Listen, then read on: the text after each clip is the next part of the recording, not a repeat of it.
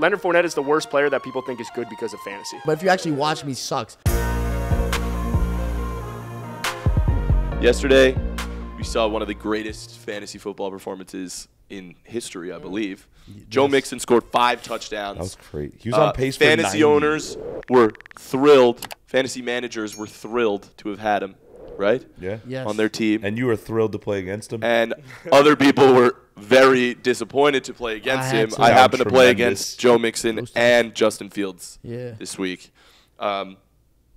Let's talk about it. Yeah. This is Felipe. You had some stats we were talking about earlier. What do you? It's the second best fantasy performance ever. I thought it was, but let's see. He scored. I think he scored 55 points in PPR. It is the 8 most PPR, 8 most fantasy points ever. 55.1. Who's got the most? Jamal Charles, 59.5 in 2013. I'm shocked it's only 4 points higher. Disgusting. But yeah, that's insane.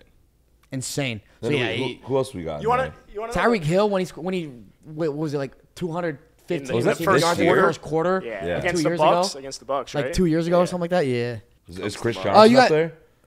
Chris Johnson. No, Alvin Kamara. Yeah. Alvin Kamara. 6 touchdown game. It was Christmas, by the way. We were debating whether it was Thanksgiving or Christmas. Alvin Kamara, when he scored 6 touchdowns, he had 56.2. Didn't Jerry Rice have some crazy fucking game with that too? I don't know if that counts on Question the stats, for you though, then. If you could take a 1-game sample size of any fantasy guy, I was going to say this year, but you may not be able to remember, but like any of those fantasy guys, just a 1-game sample size, which one do you take? Jamal Charles, because we talk about, like, he has the most ever, but it's not just his ability to pop off. Doug Martin is in the top 5. And it's Doug Martin. How many touchdowns?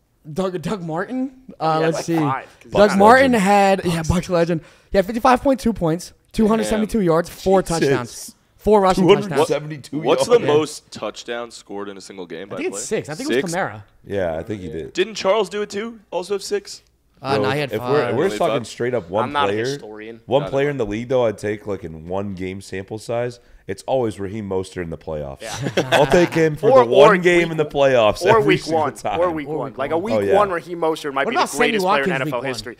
Sammy Watkins, week 1. Everyone's like, maybe Sammy Watkins finally turned the Oh, my God. Pulls his hammy second quarter. But looking back on, like, fantasy drafts, I guess, this year, who's the consensus 1-1? The consensus 1-1 is probably Cooper Kupp. Yeah. Like Tyreek would have won 1 overall. You could say Saquon earlier, but now I don't know. Yo, low-key, Austin Eckler puts up 30 points every week. Yeah, Austin Eckler. I have him this year. I'm curious to see how McCaffrey's going to do like later on, because if he keeps up this production, the playoffs, holy. So who in the first round, like off the top of your head, has been the biggest fantasy bust?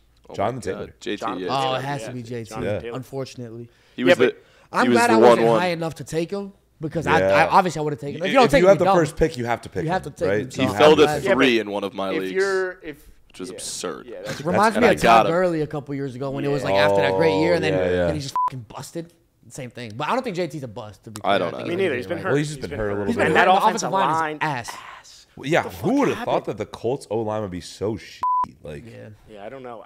When I look back, injuries. If you look at also next year, it's kind of a good thing because Jonathan Taylor might like fall. Yeah, I'm to taking like him. End of the first, early second. Yeah. Which is similar to like a Nick Chubb, where like an uber efficient type of runner. Like Saquon kind of fell a little bit. Nick Chubb, low key, is another fantasy guy who's been Nick down. Chubb's been balling with no receptions. Chubb fell in the 3rd round in one of my leagues, bro. That's crazy. I got Chubb in the 3rd. Yeah, I got Chubb. I mean, and then obviously I went Justin Jefferson, Fournette, and then Nick Chubb. You got Fournette over Chubb. That's crazy. Dude, Fournette had a great year last year. He was definitely projected to be better than he is. I remember.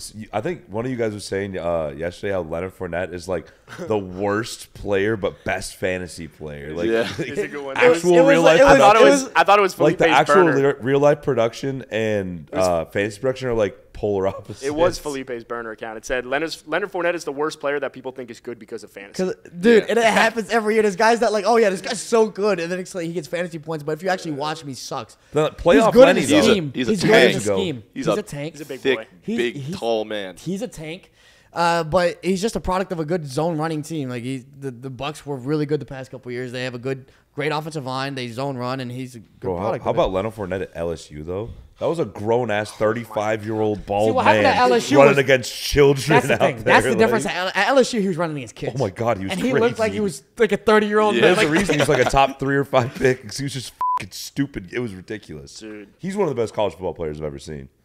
Yeah, in terms of dominance, bro, oh my God. Literally, how do you stop? It's like him, Jadeveon Clowney, Tim Tebow, like Cam when he was at Auburn. Cam, yeah. Oh, Johnny Manziel. I'll take Jamal Charles 1-game sample because not only does he have the most ever, but it wasn't just that with Jamal Charles. He repeated that so often. Like, it'd be 40-point games. It'd be 45-point games. He would do it all the time, and he was really that. He was Christian McCaffrey before Christian McCaffrey, as in, like, he was a great receiver. Obviously, Andy Reid knows how to use running backs, what he did with LaShawn McCoy, what he did with Brian Westbrook in Philly, and then what he did with Jamal Charles in KC. That's why we thought Clyde Edwards-Helaire was going to be great because he had that same type of ability, but obviously it didn't work out.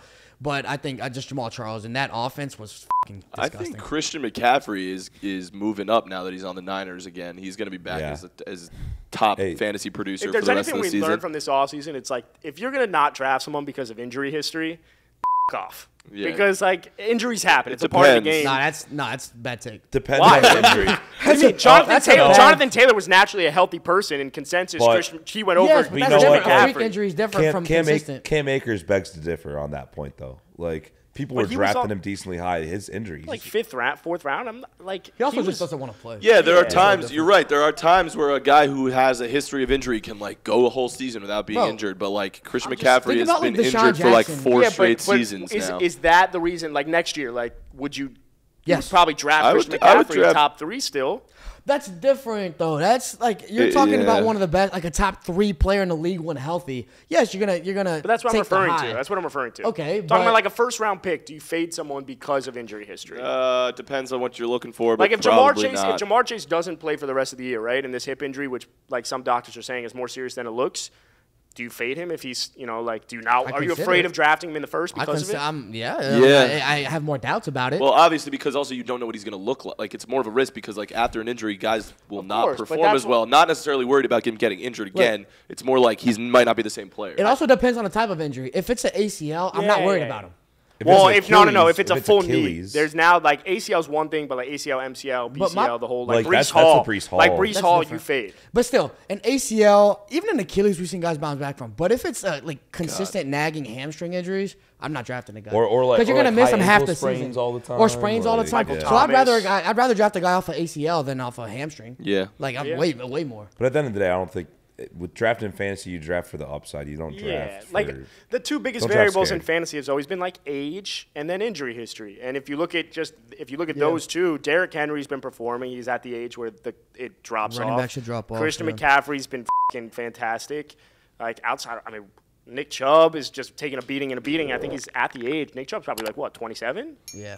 Like so, the age, like the 2 biggest variables we need to maybe throw out. Dalvin Cook's a good example too of just like injury, but I'm gonna take him if he's there in the first round. I'm gonna take him for sure. Who do you think is the best fantasy player this year? Let us know in the comments. Like, subscribe, and let us know what you want us to talk about next week.